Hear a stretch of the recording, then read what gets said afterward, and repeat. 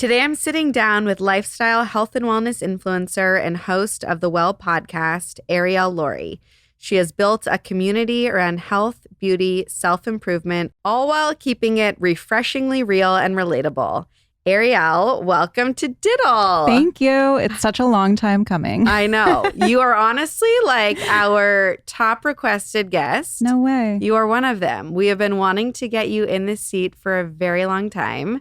So thank you for finally being here. Of course. Thanks for having me. We found you. We were both going to the bathroom before we recorded. And I was saying that I just listened to your routines episode. So some of this may feel a little bit redundant, so people can go and listen to the full episode of what you just recorded. But on DITL, we always start with what time do you wake up and how do you get your day started? Okay. So I did say on that solo episode, you probably heard this, that historically I have not been a routine and habit girly.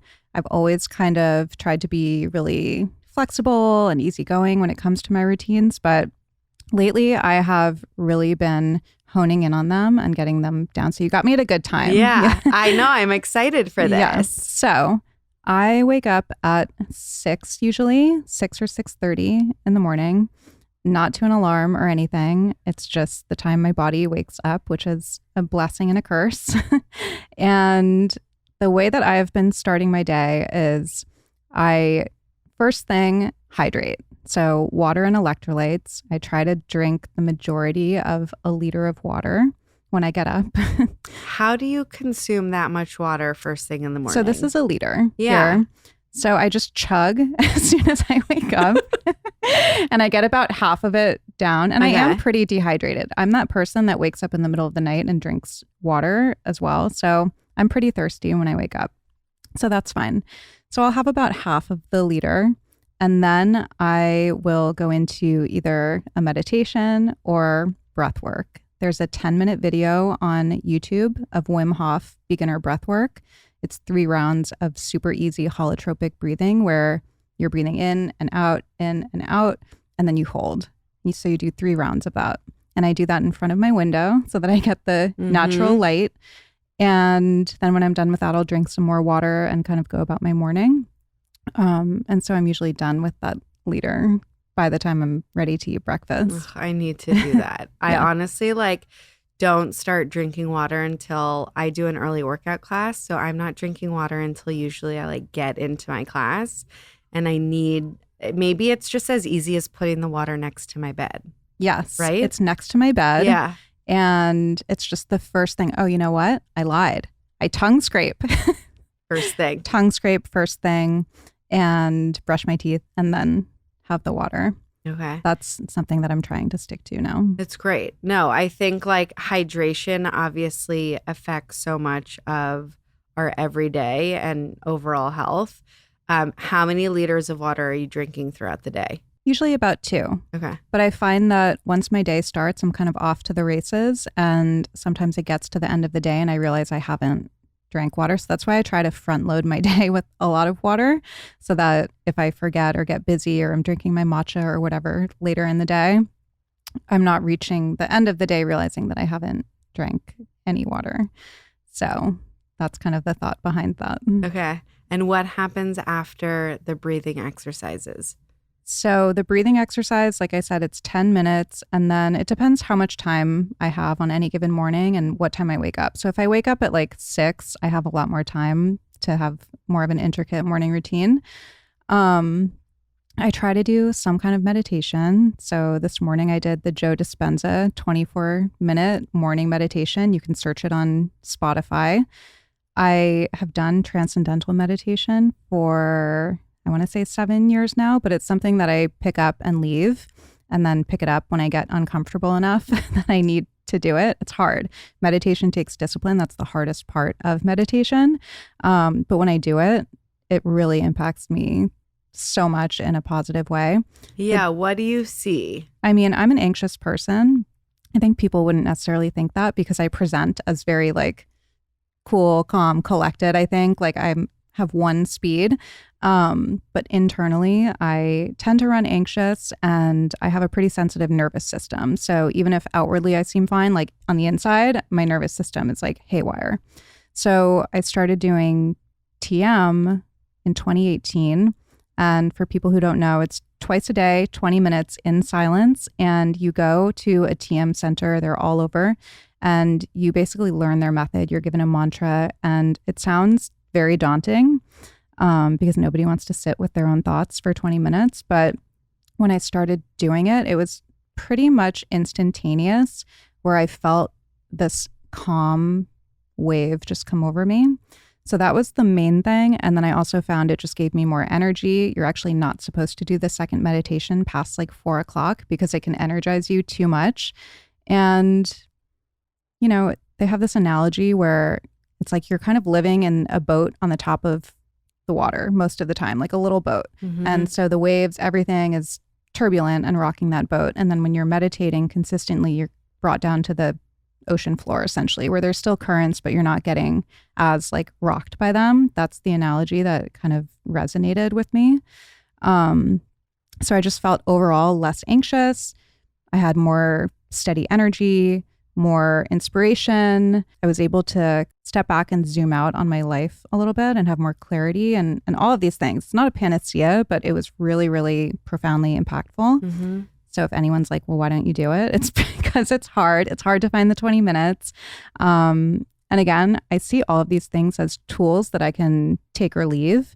My life might be like way more manageable if I was able to be super consistent, but that's a tool that I have in the toolkit. The Joe Dispenza one is different because that's more like getting into the person that you want to be. It's guided meditation. It's like, who do you want to be in the future? What do you not want to embody? So if I'm feeling like, I just woke up this morning and I was like, my energy is just bad. I'm like reacting to everybody. I think everything is about me. I'm taking things personally. Like, I feel like I'm my worst self.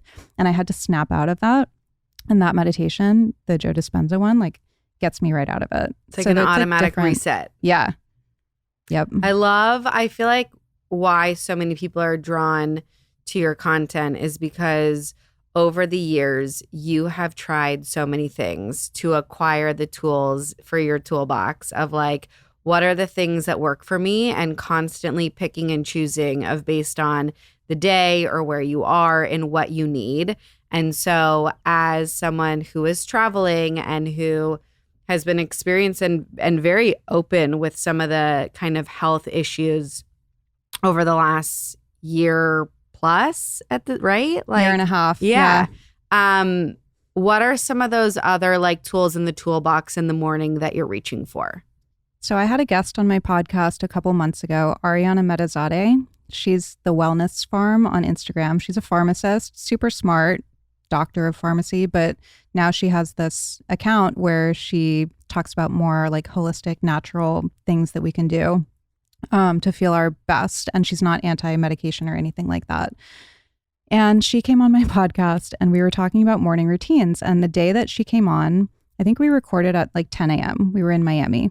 And by the time we recorded, I saw on her Instagram, she had woken up, she had hydrated, she had gone to a workout class, she had done something else, she ate her breakfast, did all of these things, and then like had her coffee at the podcast at 10 a.m. I woke up at, I don't know, maybe 7 a.m., half asleep, went down, had my matcha first thing on a completely empty stomach, didn't eat until the second I was running out of the door, didn't like meditate, didn't get the sunlight, nothing. And I felt like a frazzled like ball of nerves. Mm-hmm. And something that she said on that podcast was that she did that too. And look, everybody is different, so that might work for some people. But she was like, you know, I realized that I was kind of abusing my body because we wake up dehydrated. Women's hormones are really sensitive. And so starting the day on the phone, which I also tend to do, not anymore, I'm recovering. Where's the phone? Where do you keep it? I keep it next to the bed, but I like physically don't want to look at it now at all until like I've done everything. So I don't really look at it for the first like hour or two. But when she said that, it really resonated with me. And I was like, yeah, I feel like I'm doing myself a disservice by doing that. So that was when I started waking up, not looking at the phone, hydrating, because we wake up dehydrated, essentially, getting the natural light instead of the blue light of my phone. I have all day to be on my phone. I work on my fucking phone. I don't want to be on my phone any more than I have to be. So like, why is it the first thing that I'm grabbing?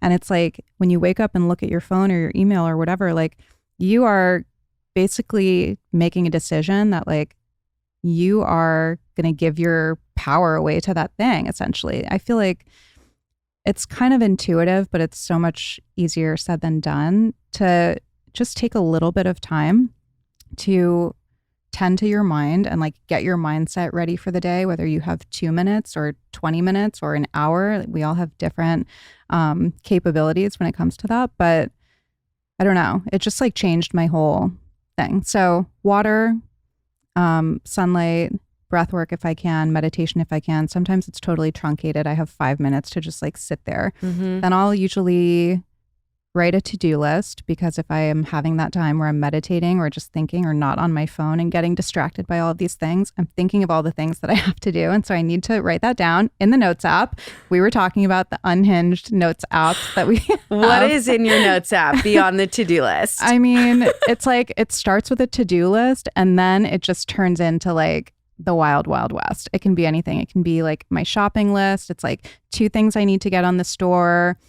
Or at the store, excuse me. Then it's like a doctor that I want to look into. And then it's like a place that I want to go. Like, who knows? I mean, it's crazy, probably crazier than that. That's the new series. Yeah. It's just a podcast solely I mean, I can like open it and I can people's tell you exactly what it is. And people would be like, is she okay?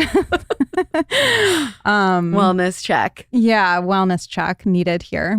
But I need a place to just like kind of brain dump everything that's in my head. And then I will do some kind of workout usually and eat breakfast, I try to eat within an hour of waking up.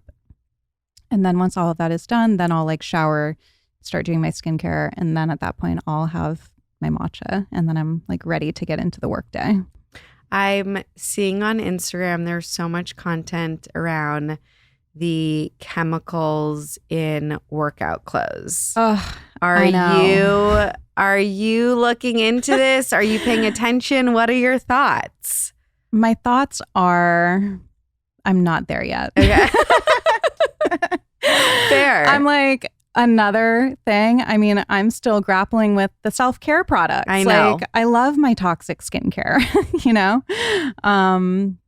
And the health thing that I've been dealing with the last year and a half is like a mast cell. We don't need to get into it, but it's basically these cells that are in your immune system that trigger the release of histamine. So if you have an allergic reaction, and they can go haywire and perceive everything as a threat.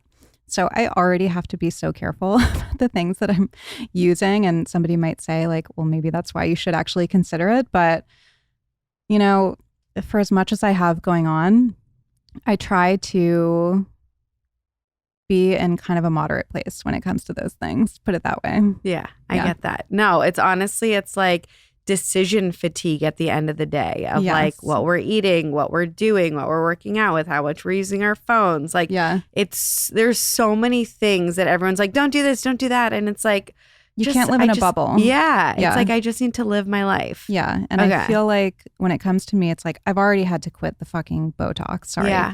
I've already had to quit the Botox. We swear. Okay, great. Didn't know if this was family friendly or who your audience is. I took my implants out. You know, it's like I have to eat low histamine, which means I can't have like chocolate, avocados, tomato, like so many fun things that I love to eat.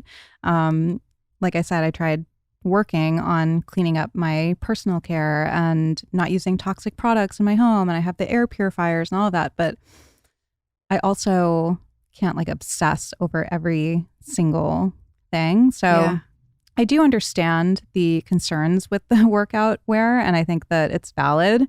And I've heard the studies of like the plastic spoonful of plastic in our brains, 0.05 grams or something, or 0.05% of our brains are plastic. I can't remember the exact number. And we swallow a credit card of plastic a year, and like there's chemicals. I know we're living in toxic soup, but I love my Aligns, my Lululemon, and I'm going to keep them for now. Yeah.